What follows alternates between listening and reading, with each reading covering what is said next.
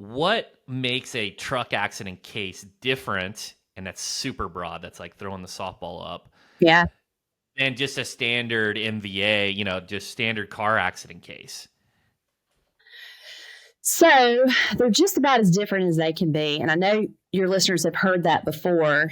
But what I want to talk to in that regard is how it can seem like this elitist niche that only the richest lawyers can get into because you have to have $100,000 to potentially drop on an expert. Maybe you need to go buy the car or buy the motorcycle, and you might need to. And we're going to talk about this, I know, coming up, but a lot of the work that I do is to try to encourage lawyers who are wanting to become trucking lawyers to see how it is possible for more of us to get involved and more of them to get involved who maybe don't have the same background as the trucking lawyers that you see getting the most attention. So by that, young lawyers, I've created a PowerPoint that has links to all the books that you need to go and buy if you want to start your trucking practice. That's a big way that it's different. Whenever you get a car wreck case, there's no way your first thought is, what books can I go through to just really delve in and see what all rules were broken and what standards exist, not just in my state, but nationally. And that's one of the first things we do after, of course, downloading the data from the ECM and the other data from the trucking company, sending out our spoliation letters and all the other things that your listeners know to do in a truck wreck case.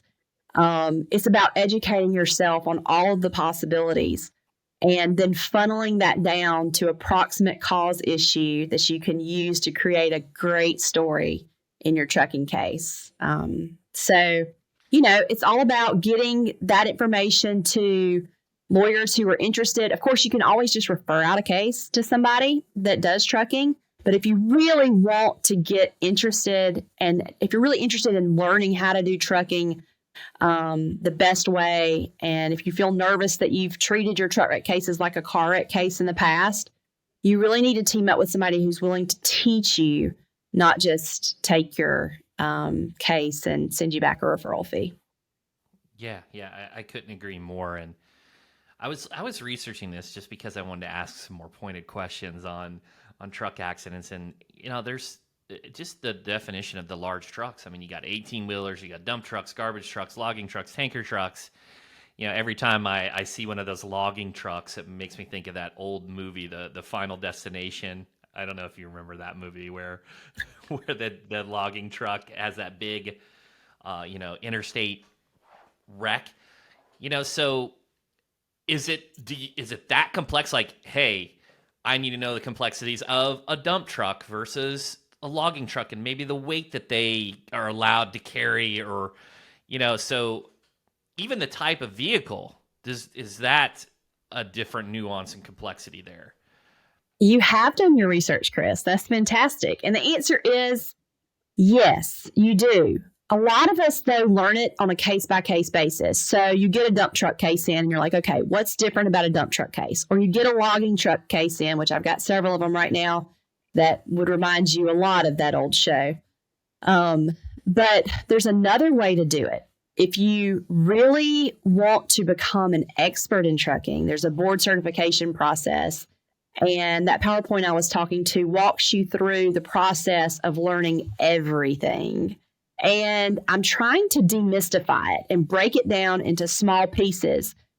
If my attorneys that are studying for the board exam coming up, there's one coming up in a few months.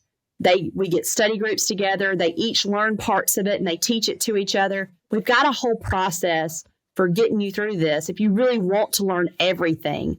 But if you're just getting a case in and you're working on that specific fact pattern, that's a completely fine way to become knowledgeable about it too.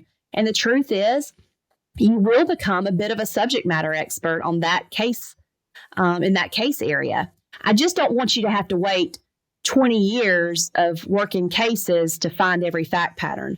I want that truck case to come in your door as a PI lawyer and you go, okay, yeah, I read about this at least in what Christy was talking about, and I know where to go to. I go to these 3 resources, And then we have, of course, great communities of people who help you if you have more questions.